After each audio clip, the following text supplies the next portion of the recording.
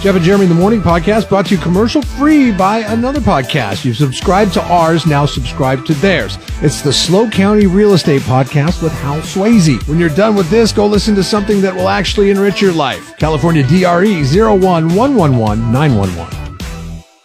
Well, who is a morning person and who is not? KZOZ-FM San Luis Obispo.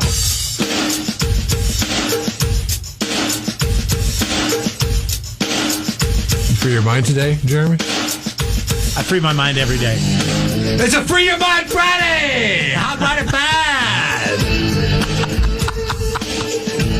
5! Never going to let the Hot Right at 5 go, are you?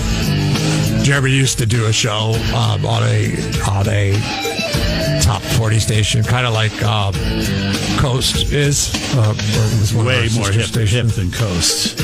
No, it wasn't. It really wasn't. We had DJ Goldfinger on 3 turntables. Oh, yeah, that was 3. That's because we forced them on the ownership, and they didn't know what was going on because they didn't care. But yeah, Jeremy used to do the Hot Right at 5. The Hot 5 songs of the day. Yesterday, we decided at the end of the show well, I don't know. I kind of think it should remain special for the people that were with us at the end of the show yesterday. Should we mention it one more time? 9 o'clock hour. We're going to take requests. We're going to take requests. We're not bringing this up again, though. So if you're here with us now, then you know. You want to hear a song? Now, it's got to be accessible to us in the library. This isn't like The Takeover. If we have it in the library, we'll play it. If not, then sorry. So radio stations used to do these daily countdowns, and they would do like the most requested songs of the day. But it was a sham. At the Hot Rod at 5, Jeremy was a scam artist. Because I just picked up where my predecessor did. And you would just go to this publication online that would give you the Hot 5 songs of the day. We didn't actually... I don't think anybody since the 80s has actually followed through with what they said they were doing on the radio. It's all smoke and mirrors, as they say. And granted, just because we're going to open up the 9 o'clock hour for requests from now on, it doesn't mean that your song's going to get played, okay? People are like, oh, yeah, this is not The Takeover, okay? It's got to be a song we have, song we got to search out. It's got to be a banger. There are terms and conditions to the all request 9 o'clock hour. Yeah. And it sucked, too, because the time I did this in radio, it wasn't even a good time in Top 40 radio. I mean, I didn't have any Billy Ocean. There was no Caribbean Queen, you know. There was no Hip to Be Square from Huey Lewis in the News. A lot of Britney Spears. A lot of Christina Aguilera. A lot of 98 Every once in a while, Vertical Horizon would work its way. Vertical Horizon. Some Gin Blossoms. Oh, God. How about Gin Blossoms? Story of a Girl from 9 Days. You remember Story of a Girl from 9 Days? Sixpence None the Richer. Kiss me underneath the maple tree. I don't forget what it was. Terrible stuff. Terrible. Did you ever have to play this song? No, this was 90s. This was early 90s. Okay. It was already done. Dawn Robinson was a member of En Vogue. And recently she was... What did he do? DAWN. The female spelling of Dawn. Oh, gotcha. DAWN. En Vogue, where are they now? Let's check that out. She made an admission on, I think, Instagram. Here's what she had to say about her current life situation. You guys, for the past almost 3 years, I have been living in my car. I said it. Oh, my God, it's out. I've been living in my car. Would I have an apartment right now if I had a choice? I would. Just so you guys know, I have a gym membership and I shower there. Hold on a second. Like, could the California State Fair do something and bring En Vogue? I mean, like, this No, is... they can't. Like, you know why? Classic. Because Dawn left the group over money. Yeah, so she left the group voluntarily because they were under a disagreement over contracts and money, and she felt the group wasn't receiving fair compensation for their success. So now, how did that work out for you, Don? I thought that this nugget of wisdom was coming from your days as the Hot Right at 5 DJ, but no, it's not the case at all. ChatGPT, because I could tell by the way you were reading it. Oh, you can't. Sorry, I'll try to mislead you some more in the future. She doesn't necessarily think it's terrible that she's living in her car, though. Listen. What kind of car is It's it? not like, oh my God, poor Dawn. She's living in her car and it's terrible. It's not a good car. What was me? It's not that. I'm learning about who I am. I'm learning myself as a person, as a woman. If you would have said to me while I was in En Vogue, you're going to be living in your car one day, I'd be like, huh? No, I'm always going to have an apartment. I can't live in my car. We say that we can't do certain things before you even know we're capable. See? You could live in your car. It's not a nice car, because if it was like a Mercedes or something or a Benz, she'd be like, yeah, I'm living in my Benz. But she's like, I'm living in my Toyota Tercel. I can't say that. I'm just living in my car, I'm capable. It's funny. We were waiting on the women the other day, my son and I, and we're waiting in the car, and it's taking longer than usual because they got to get ready and do all their stuff. So whatever. So I said, hey, you know what we should do? We should see if the front seats can fold down and match the back seats to see if we can make a bed out of this thing. He's like, hell yeah. Okay, pop that headrest off the passenger side. I'll do the same thing. And we're going to slide these seats all the way forward, lay them all the way back, and see if we could get them to match up with the seats in the back. He's like, all right, let's do it. So we did it, and it came very close. If we could put some kind of like air mattress, piece of foam.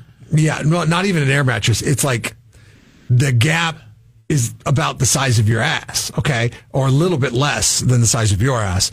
And you would just have... So you didn't even pick up what I said. Yeah, there. I got the fat joke, okay? I got it. I'm right here. If you got like some foam rubber or something like that, just kind of kept them in the back, you'd be able to turn those into like twin beds, the front seat and the back seat combined, without having to lay the back seat down at all. Like you would be able to, a 6-foot man, would be able to stretch out all the way if we had foam rubber. The problem is there's a gap. There's about an inch and a half, 2 inches. That's what you would need the foam rubber to be. I think an air mattress would go right over the top of that. You just don't, and you're good. It would have to be a very skinny one. And you don't want... The problem is somebody else moves, like the air mattress would go all the way across, right? So if the passenger's moving around, you're going to feel it on your side. You're just better off getting your own pieces of foam rubber. I see. I could have been in Vogue, okay? I could have been in Vogue. Because you can live in your car. I think I could live in my car if I needed to. Like what she's saying is, maybe there's some discovery there. I mean, hell, remember during the pandemic, we celebrated its birthday just the other day. It's United States birthday. Gosh, I want to know what she sleeps in now. I can't. I'm looking for people. What kind of car does Don Robinson have? Would buy vans and they would sell their houses and they just drive around the country and they became influencers. It worked out for a lot of people besides Gabby Petito. But that was a trend that people were following. It was like, okay, let's make a bed in the back of this cargo van and coffee maker, and let's go see the country. It was pretty cool. I think a lot of people could live in their car. It's a small car. It's got a sunroof. Oh God, this is so embarrassing. But I'm on her Instagram page. I'm looking. The guy will get a kick out of this if he's listening, and I don't know if he's listening.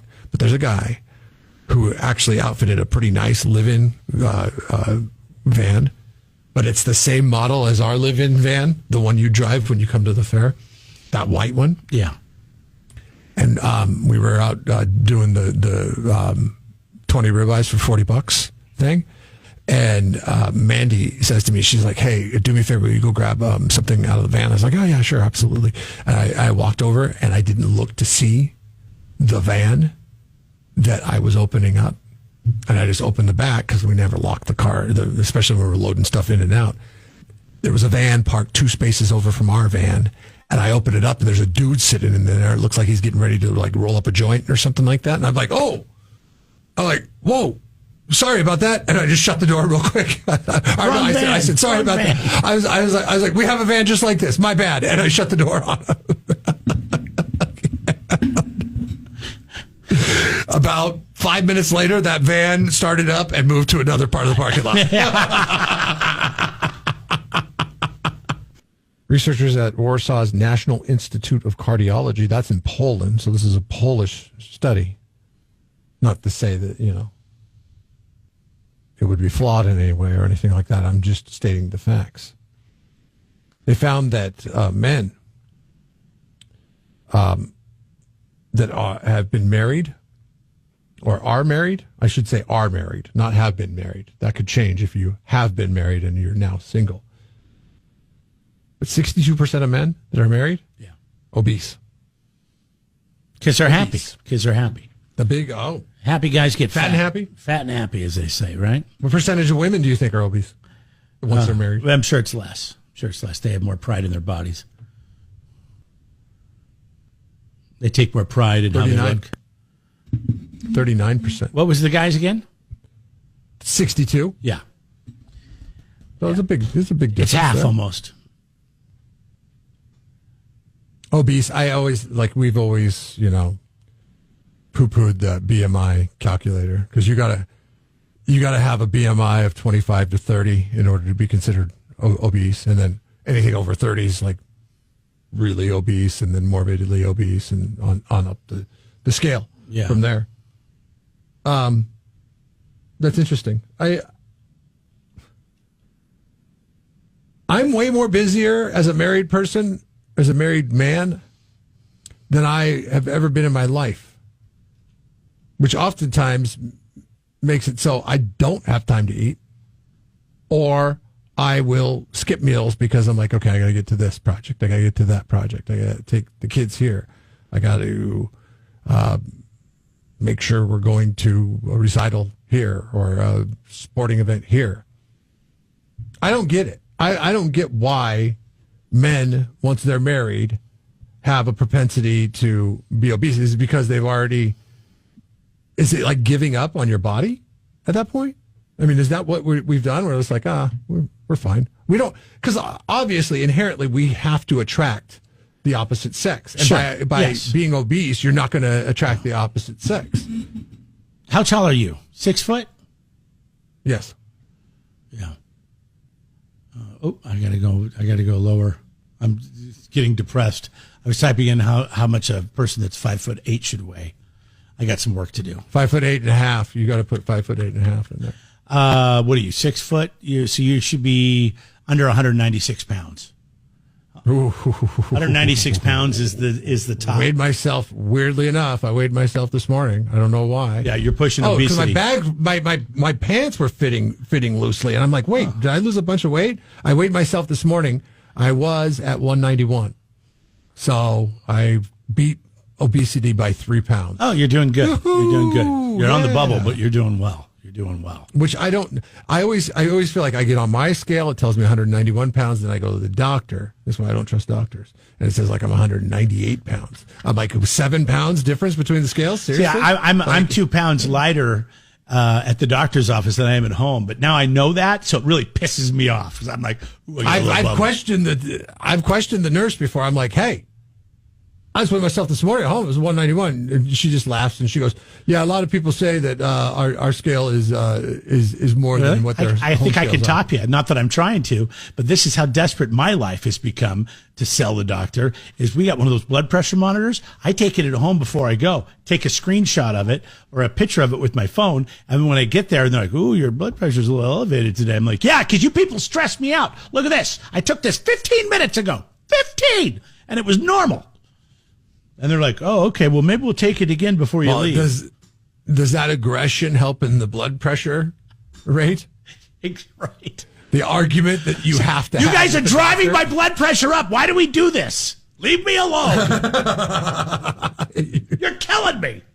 It's killing me coming here. It's a totally unrelated story, but did you hear that people are lying to the dentist too? Like, we lie to all our doctors. We lied to our doctors. Well, I'll tell you what. Like, I never brush as good as I do the morning that I go to the dentist. Man, I got the water pick out. I mean, I do all that stuff. Yeah, but I got the scrubber out. I've got 15 minutes in there thinking I'm going to get some of the tartar out before they get to it. Yeah, in this study I think I saw it yesterday. It was like 52% of people lie about their flossing habits to the doctor. I just thought of a new question. Do you groom extra before you go to the doctor, or do you brush your teeth extra before you go to the dentist? Hey, how about this? Do you take a shower before you go to the doctor? Who doesn't do that? That's gross. To make sure. Somebody who's going to be inspecting your body and making sure you don't have anything they're going to touch you, and you're not going to have a shower that day? This is how disheveled and disorganized my life is.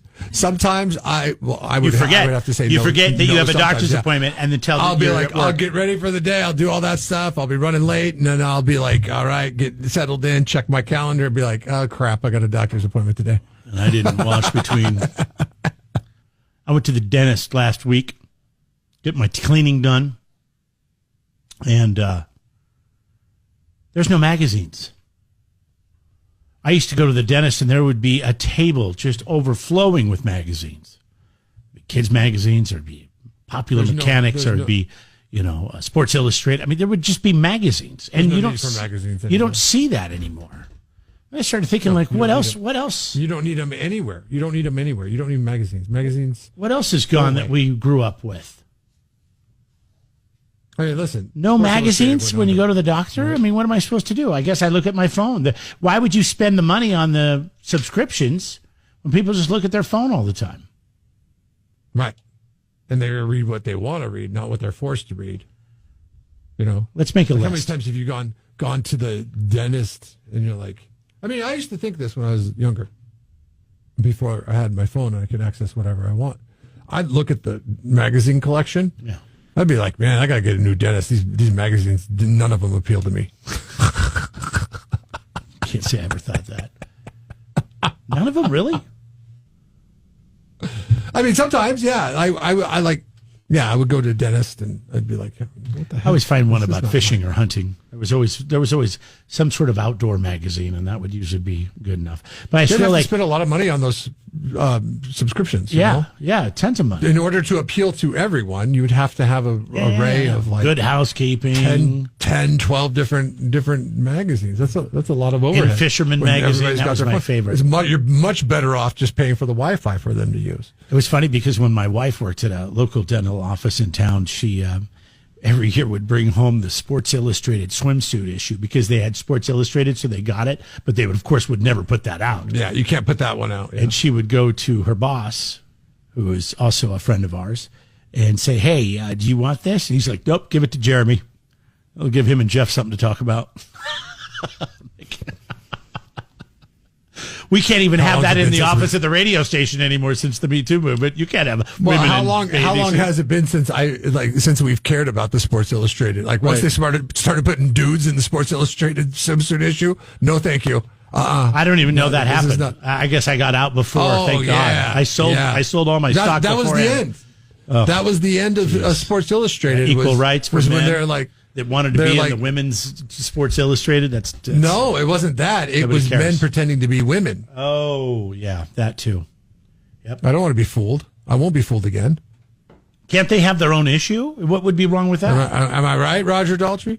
I can't be fooled again. You would think so, but Sports Illustrated went all in on that, and they are now all out of business. Yeah. So that's good. Anyways, I was thinking of making a list of things that we grew up with that no longer is around. When you could put magazines in waiting rooms, you could say telephone booths. When I visited my parents, somebody has a telephone booth in their front yard. And they have Superman in it. It's a cardboard cutout. It's kind of funny. It's a joke. But it's a real phone booth. I'm like, oh my God, when's the last time you saw a phone booth? They went and bought the phone booth. Yeah. They probably bought it for pennies on the dollar. Put it right in the front yard, out by the street. Item, yeah. They got Superman in there, pulling his shirt back. You don't see that? Years ago, we did this thing where we sent people on a wild goose chase to find a phone booth. This has to be like 8-9 years ago. Because we're like, there's no more phone booths anywhere on the Central Coast. I bet you'd be hard-pressed. And I'm not talking about the one that's out in the back of Frog and Peach either. That one doesn't count. Or any other decorative British-style phone booth, because that's considered art at that point. But I mean, like, seriously. Shouldn't we have phone booths in public areas for safety purposes? I mean, I realize people don't use them like that anymore. But yes. So on the campus at Cal Poly, there's those poles with the blue lights on them. Yeah. You can pick up the phone and call the police at Cal Poly. Yeah. But that's like, an area where you're down something like that is needed. There should be a phone there in case something happens. I mean, everybody's got a phone, I guess. So I mean, everybody has a cell phone. Even homeless people have cell phones. Yeah. We had to take out That's awesome. the outlet down on our side outdoor. We have a side patio that we can go out, and there's a table there. We can have lunch, and it was an outlet. We had to take it apart because people were camping out in there, charging their cell phones.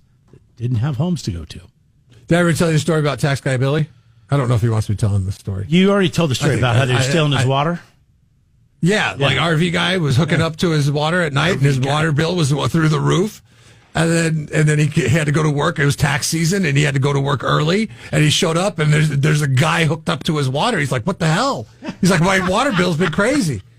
He goes, "I've been hooking up here for like the last 4 or 5 months." He goes, "I know because I see the water bill." Yeah, you owe me several $100. Pay for it. You jackass. Yeah. He's like, "Oh, I've been doing it for a while. I should be able to do it still." He's like, "No," and they had to put a lock on it so people couldn't access it. Things that we grew up with that we just don't see anymore, like telephone booths and magazines, and I'm sure we could come up with another one.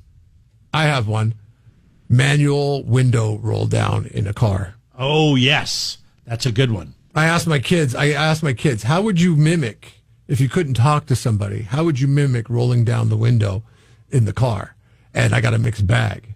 Point down like this?